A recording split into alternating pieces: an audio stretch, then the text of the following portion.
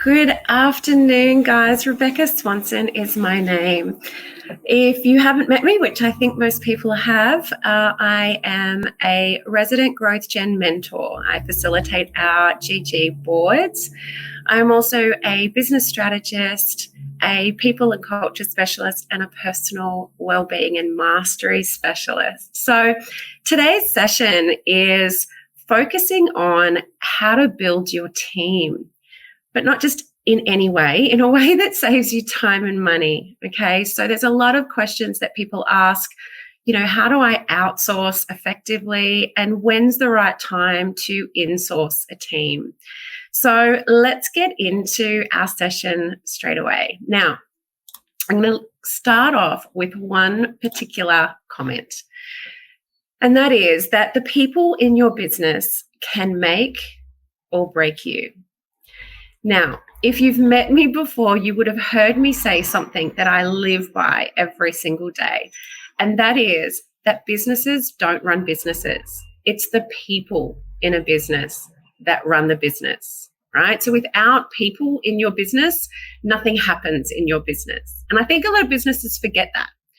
So what I'm really interested in is getting people to focus on the people part, okay? And then the rest will follow.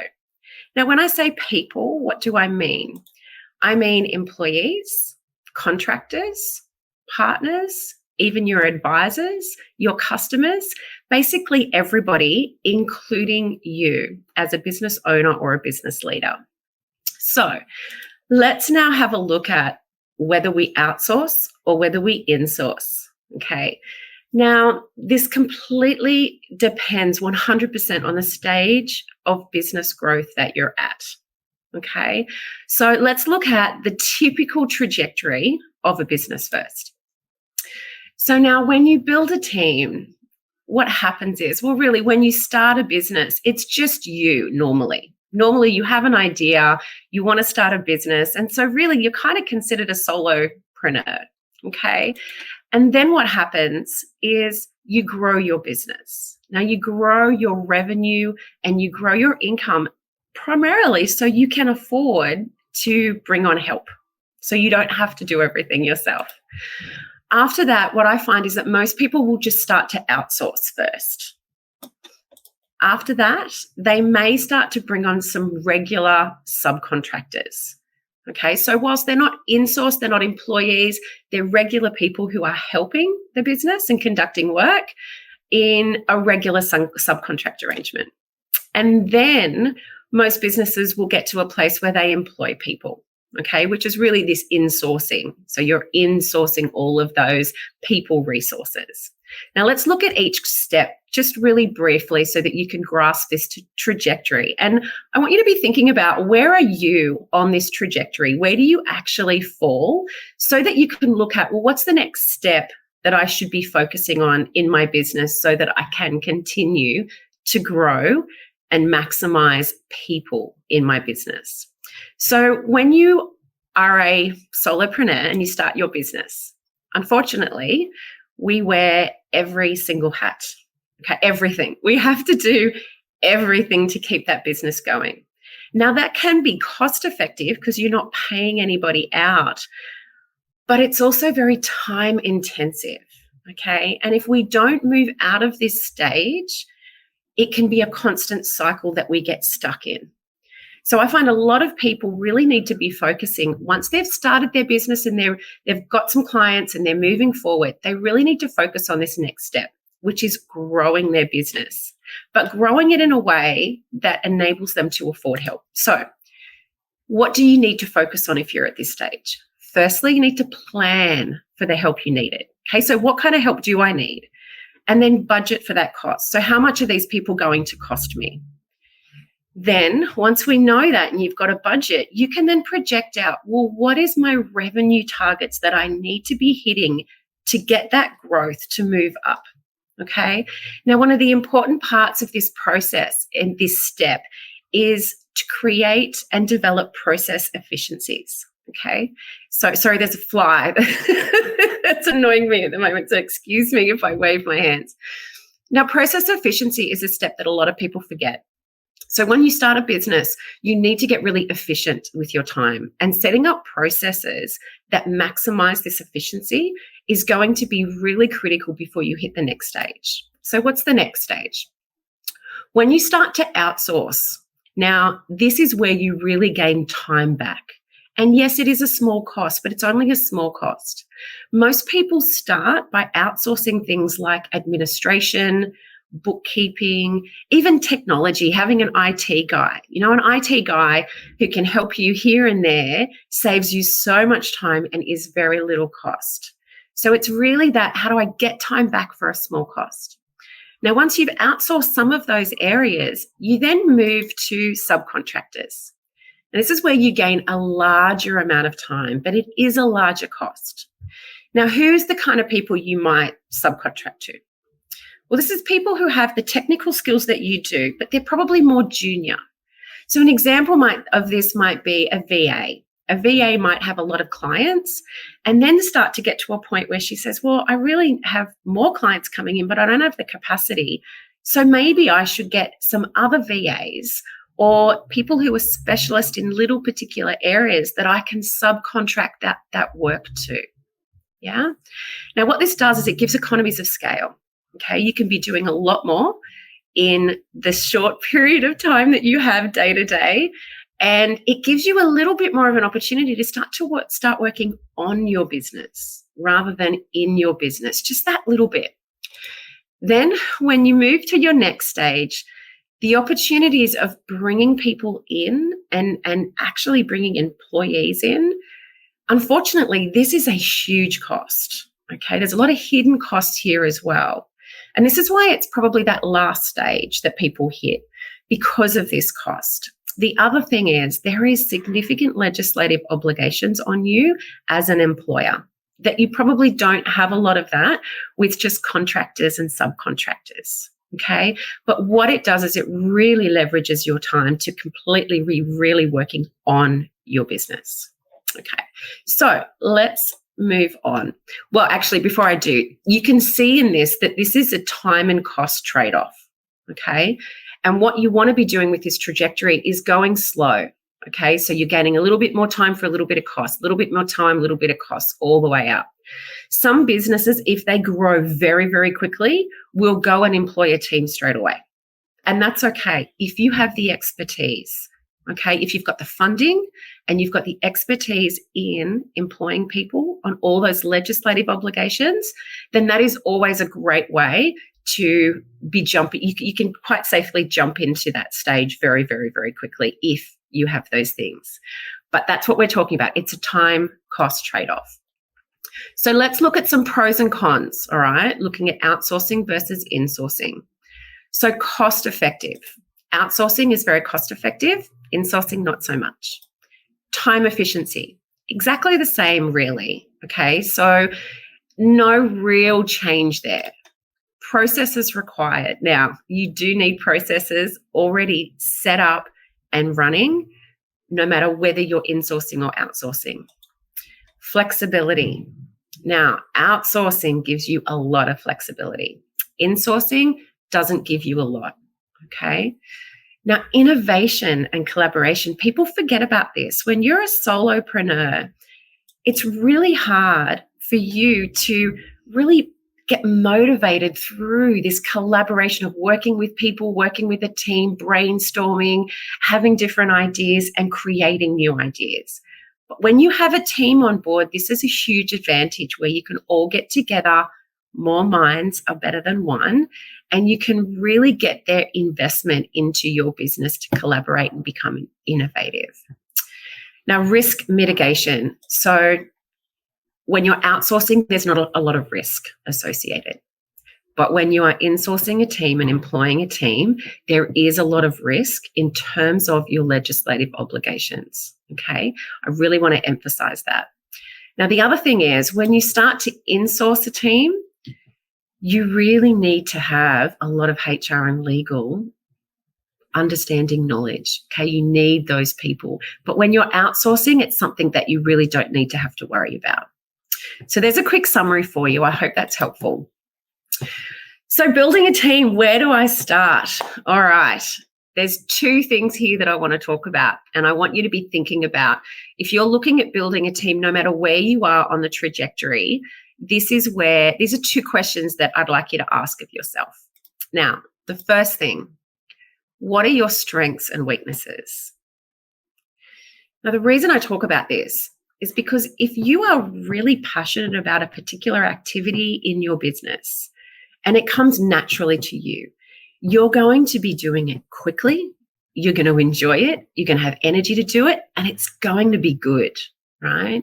But if you're forcing yourself to do something that you're not strong at, then you are going to procrastinate, you're going to waste a lot of time, the quality is not going to be good in terms of the output, and really it's something that you want to get off your plate sooner rather than later. So really having a look at, what am I strong at? What am I not strong at? And all those things that you aren't strong at, they're some of the things you want to start to look to get other people to help you with first and foremost. The second consideration is, what is your hourly rate? How do you value your time? Okay. Now, if you're going to value your time at $150, $200 an hour, you probably have a lot of tasks that you are wasting money doing, like your administrative tasks, your bookkeeping tasks, where you can outsource that for a fraction of your hourly rate and therefore have time where you can actually start to bill and get the value of that time back.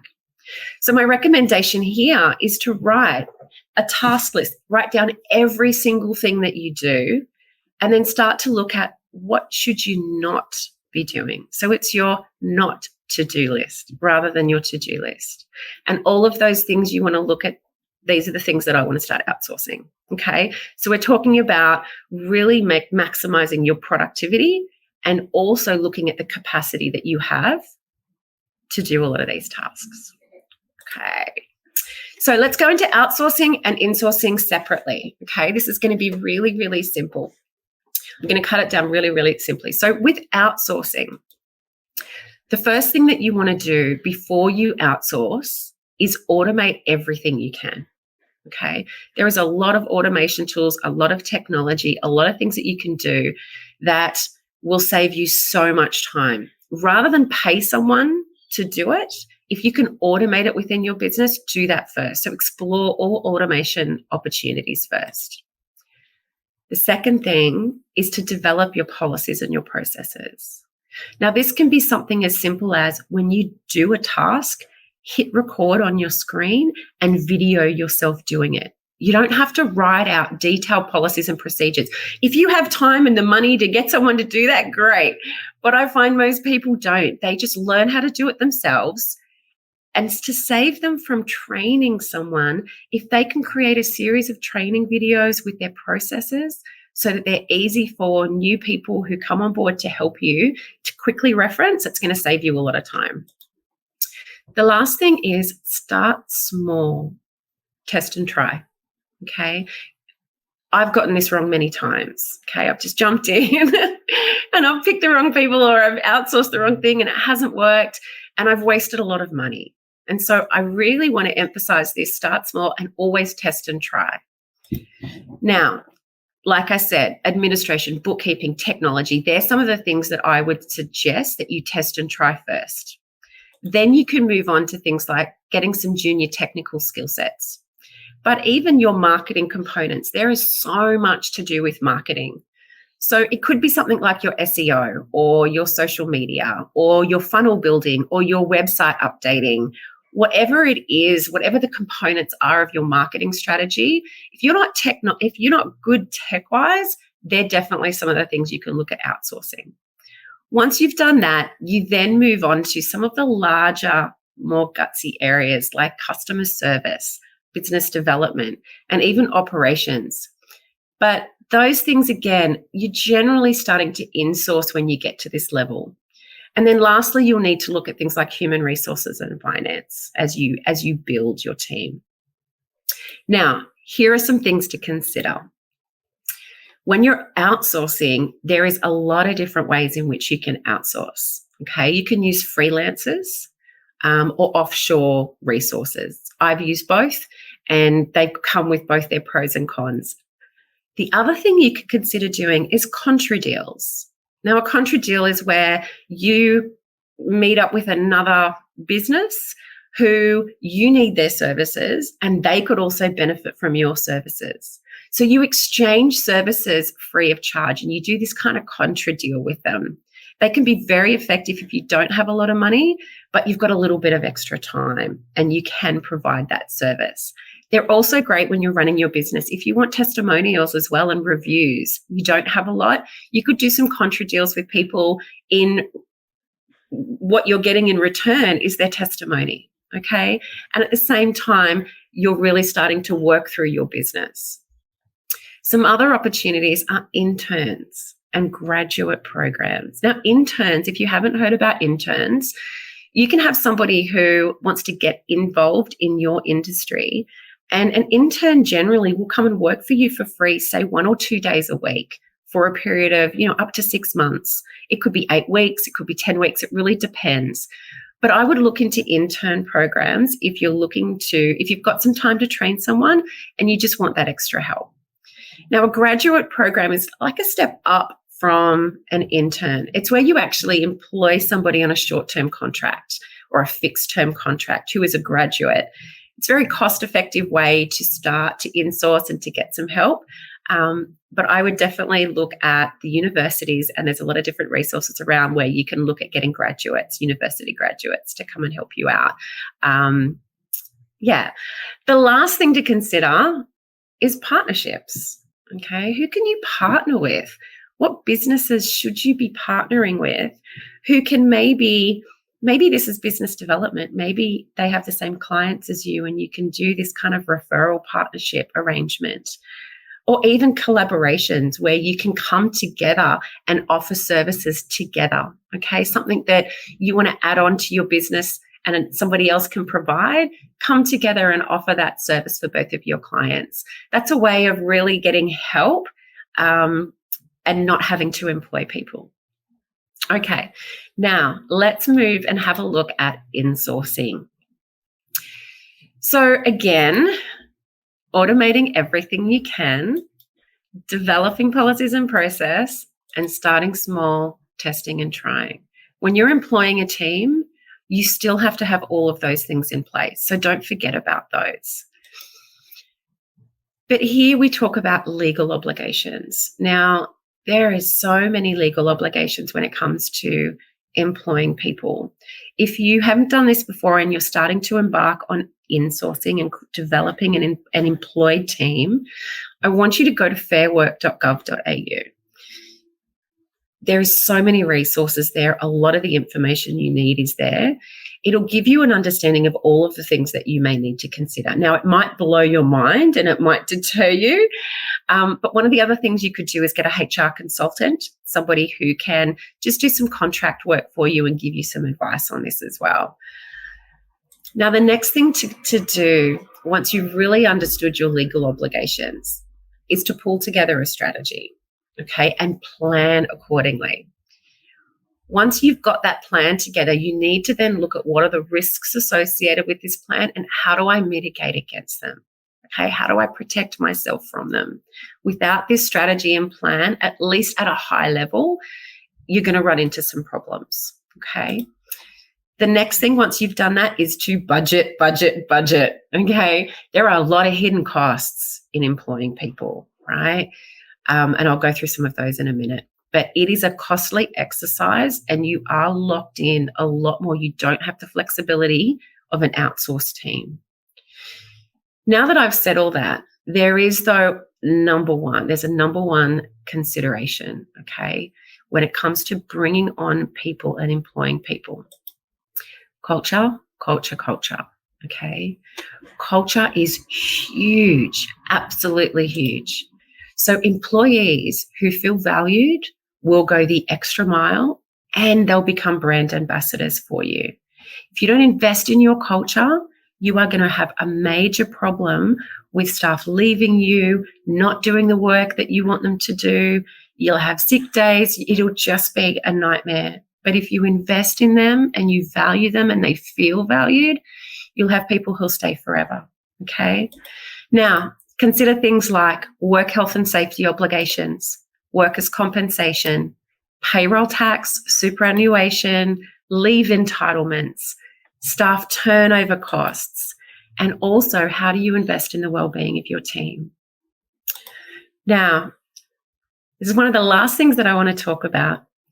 Irrespective of what you do, okay, when you're building a team, these are things that are critical, and it's irrespective of whether it's insourced or outsourced. Okay, so some things to leave you with to think about. You cannot set and forget when you have team members, insourced or outsourced. You can't just set them up and off they go. Okay, you have to invest time into your team. You have to be very clear about your expectations. So goal setting, training, doing process videos, doing regular performance check-ins, whether they're insourced or outsourced, is critically important. But you also have to be prepared to have very difficult conversations when the time arises. You can't just bury your head in the sand and go, I don't want to deal with it. This is too hard. It's uncomfortable. Okay, you got to put your big pants on. I was going to say big girl pants, but big boy pants, whatever it is, and be really prepared to have those conversations. Most people become really good at what their technical skills are. But leading a team and being a manager or being a leader is a completely different set of skills. And I see this time and time again everywhere. You have to invest in your own leadership development skills. This is a constant that you need to be doing if you want your team to be effective and you want to benefit from those resources. Yeah.